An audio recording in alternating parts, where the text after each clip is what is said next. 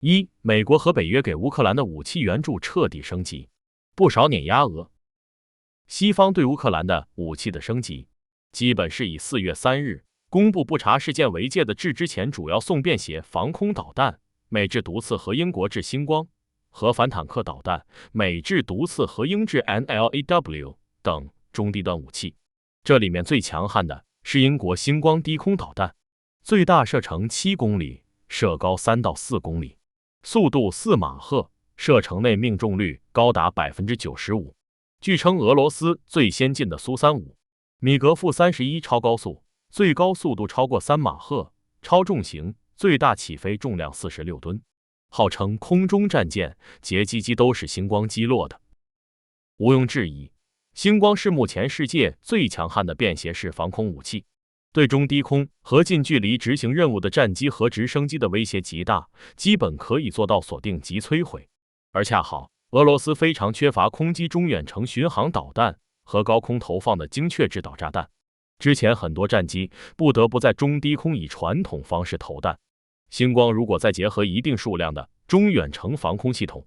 加上毒刺等的补充，乌基本可以做到对俄战机的防御。除过一些中远距离的弹道导弹和巡航导弹之外，这些俄罗斯自己都不好拦截。好在俄罗斯这类导弹比较少，已经用了一些，后面将更少。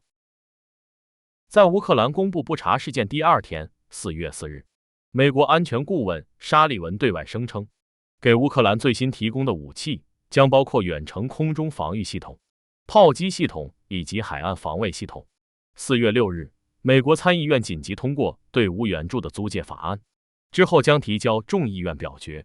这个法案将为援助乌克兰扫清程序上的障碍。美国上次通过该法案是2战时候对欧洲和印太战场的援助。这个法案一旦通过，从理论上讲，美国可以向乌克兰提供除过核武器之外的一切武器、物资等也无上限。但显然，美国不会向乌克兰提供先进战机和军舰、潜艇之类的过于尖端的武器。即便如此，这个空间也是很大的，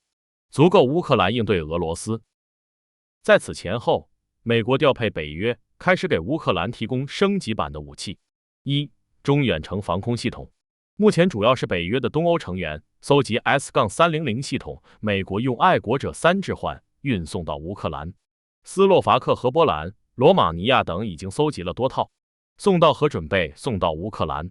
2. 反舰系统，目前主要是美国提供的岸基鱼叉反舰导弹，英国也提供一些，还有挪威等也提供。鱼叉是目前世界最强悍的反舰导弹之一，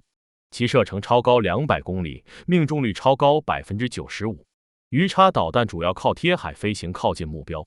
在最后时刻，导弹会突然升空，再俯冲攻击。挪威疑似送给乌克兰 NSM 反舰导弹和 NASAMS 防空系统。3. 坦克和装甲车，斯洛伐克和波兰等将向乌克兰提供900辆左右 T-72 等型号的坦克，德国已经提供了50辆豹虎1坦克，后续可能还会有坦克送达乌克兰。英国将向乌克兰提供120辆陆军装甲车，同时还有反舰系统，以及最新一批星光导弹和反坦克导弹。美国提供了 M577 装甲指挥车200辆，100辆装甲吉普车。加拿大送大量的 Senator APC 多用途装甲运兵车，这是目前世界最强悍的装甲运兵车之一，据称可抵挡机枪子弹。4. 火炮火箭炮方面，德国向乌克兰提供100门射程可达56公里的远程榴弹炮。此外，英国提供了多门自行火炮 AS-90 勇敢的心 Braveheart 已经进入乌克兰并直抵前线，轰击机25公里外的扎波罗热方向的俄罗斯军队。美国提供18门155毫米口径榴弹炮及其4万枚炮弹，炮弹是 GPS 加激光制导，精度非常之高，据称可打进一扇窗户，部分也已经送达基辅。还有消息称，美国准备援助乌克兰激光精确制导火箭炮。乌克兰自己原先有一些堡垒、冰雹，还有最新的福21榆树等火箭炮，但比较少。5. 其他，有消息称，美国最新一批将要配送的武器，还有11架米17直升机、300架弹簧刀无人机、500枚标枪反坦克导弹和数千个其他的反坦克系统，还有大量的悍马战车、水面无人机或舰艇、防化设备等。美国送的武器最新一批总费用在7.5亿到8亿美金。法国也开始配送米兰反坦克导弹、西北风便携式防空导弹和标枪导弹。10日，美国总统国家安全事务助理沙利文称，美向乌提供进攻性武器已无限制。不说后面，就是现在，美国等给乌克兰提供的武器已经囊括海陆空。在美国众议院通过租借法案后，在规格和数量方面可能还要提升。前几天，美国给乌克兰驻美大使马卡罗瓦直接对接了通用原子动力公司。对于该公司会否向乌克兰提供 MQ-9 死神、MQ 异步使者无人机的问题，马卡罗瓦没有明确回应。他说，我们愿意在战场上给俄罗斯一个惊喜。但有消息称，这2款无人机可能将送抵乌克兰。如果确实如此，那将对俄罗斯坦克装甲集群和后勤基地等造成极大威胁。还有军官。综合来讲，由于美国即将生效的租借法案，所以其向乌克兰提供武器已经就像沙利文所说无限制。所以美国后续应该还有武器，更强悍的武器送达乌克兰。由于老大如此，北约成员尤其东欧国家应该也会如此，将有越来越多、越来越提升规格的武器源源不断送往乌克兰。就俄乌双方的武器来说，现在俄罗斯武器弹药越来越少，而乌克兰武器则越来越多，有不少是对俄罗斯形成碾压态势，比如反坦克导弹、中低空防空尤其星光，还有制导火炮以及各型无人机，还有源源不断的弹药补给等。天平越来越向乌克兰方面倾斜。补充几句关于可能的决战。就后面的可能性决战而言，俄罗斯在中远程攻击的弹道导弹和巡航导弹越来越少，所以如果乌东决战发生，其将更加倚重几十年以前的战法，主要依靠坦克大炮、火箭炮，还有就是战机和直升机不得不去中低空和中近距离执行任务。由于美英等先进的反舰导弹进入核部署，俄罗斯军舰也不好从黑海和亚速海靠近，还是受制于中远程导弹缺乏，将使不上多少力。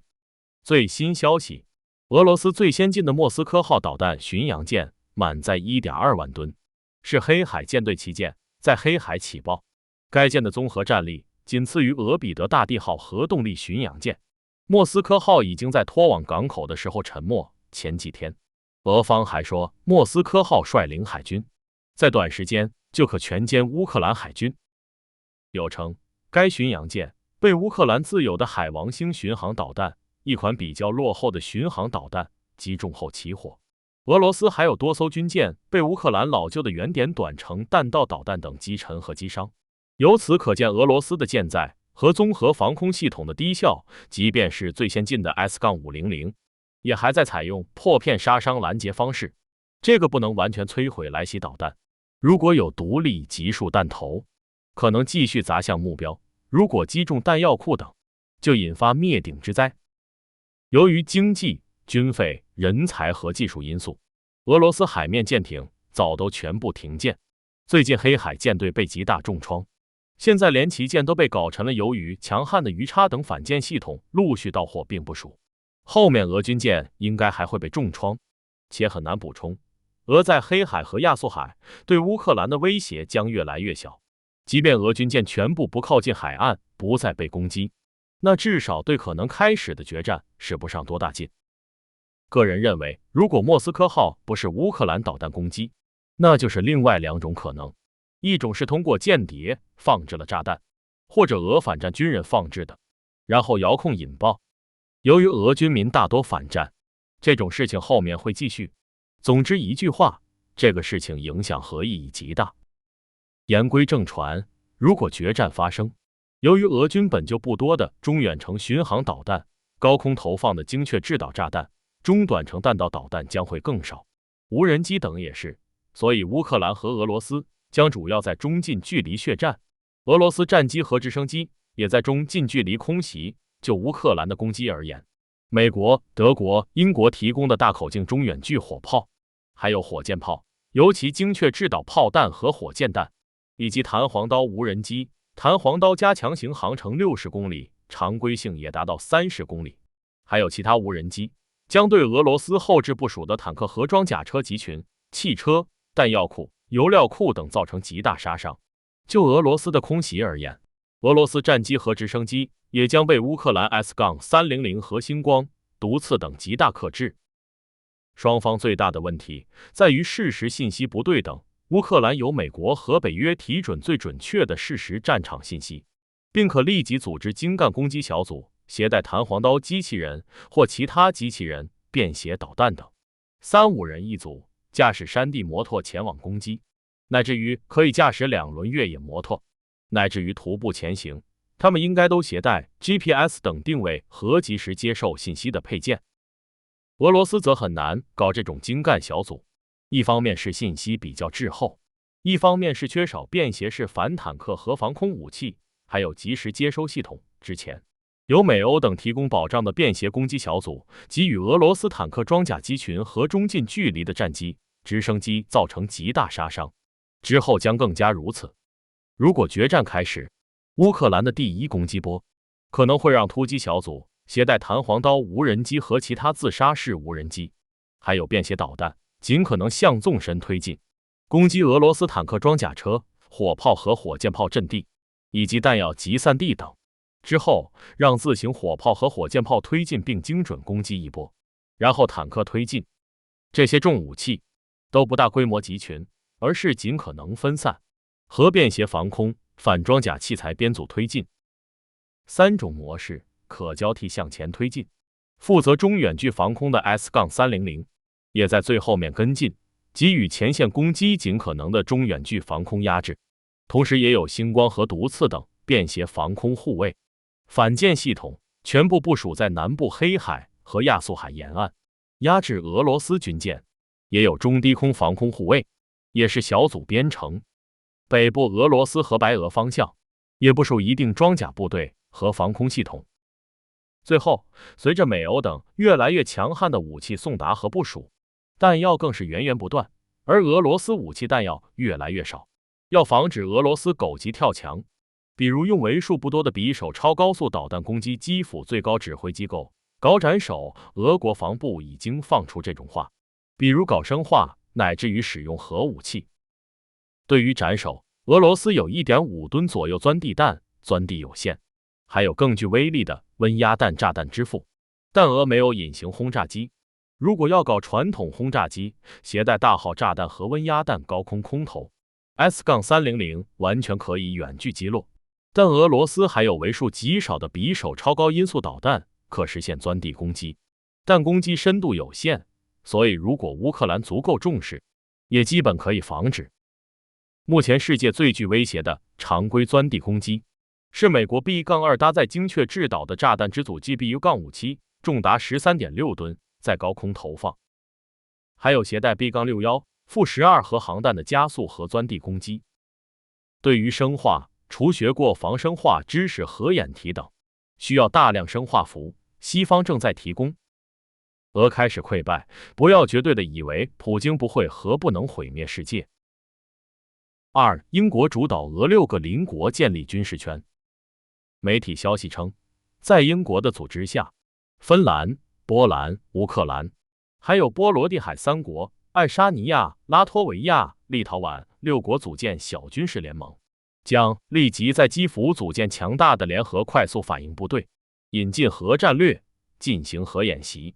4月9日，英国首相约翰逊对乌克兰进行了访问，并和泽连斯基举行1对1会谈。4月13日，波兰、立陶宛、拉脱维亚、爱沙尼亚4国总统抵达基辅，并和泽连斯基见面。一个由英国牵头组建的东欧约已具雏形。这个组织彻底切断了俄与欧洲的大陆连接。事实上，欧盟已经开始彻底切断除石油和天然气管道的其他所有俄罗斯海陆空经贸线，即便能源也开始极限削减，年内至少削减 80%。英国在美国的支持下，直接跨越德法2国，主导最靠近也仇恨敌视俄罗斯的东欧国家，形成联盟和圈子。这个圈子跨越了北约，也跨越了欧盟，其中芬兰可能将近期加入北约，和乌克兰还不是北约成员，既是经济圈，也是军事圈，将在北约和欧盟未尽事宜之外，独立行动，或经济依存，或军事互助。英国脱欧之后，给美国充当全球和欧洲、印太战略副手，比如和美国、澳大利亚建立 AUKUS 联盟，给澳大利亚搞核潜艇，也把澳大利亚当作印太总枢纽来培养。现在又直接出头搞东欧6国圈子，这个圈子应该还会扩大，但应该都是俄罗斯邻国。3. 芬兰和瑞典或火速加入北约，另有几国加快入欧盟进程。俄罗斯入侵乌克兰或终止乌克兰加入北约的进程，在不查事件曝光之前，乌克兰答应在俄罗斯撤军后把不加入北约提交全民公投，但不查事件之后，乌克兰开始有所变化。但北欧的中立国芬兰和瑞典则启动了加入北约的程序，两国民调都半数以上支持加入北约。4月13日，就是波兰和波罗的海3国领导人访问乌克兰同一天，芬兰总理桑纳马林访问瑞典，并和瑞典首相马格达莱纳安德松举行了联合发布会，简述了瑞典和芬兰将加入北约的计划。芬兰总理桑纳马林就加入北约称，他不会给出时间表，但会很快发生，在几周内，而不是几个月内，我们将进行讨论，北约将确保俄罗斯不会在芬兰发生什么。成为北约合作伙伴和成为成员之间的区别非常明显，加入北约涉及许多风险，我们必须为俄罗斯的各种行动做好准备。我们申请和不申请，这些风险都存在。瑞典首相马格达莱纳安德松表示，瑞典的目标是在今年6月加入北约。加入北约成员有利有弊。作为北约成员，瑞典享有北约提供的安全，这是在其他组织，比如欧盟中所没有的。关于芬兰和瑞典加入北约的动态，北约秘书长斯托尔滕贝格4月3日在接受 CNN 采访时说，当然，这是由他们决定的，但如果他们提出申请，我预计他们将受到所有30个盟友的欢迎。我们将以相对快速的方式找到方法，让他们加入联盟。由于芬兰和瑞典的决心已定，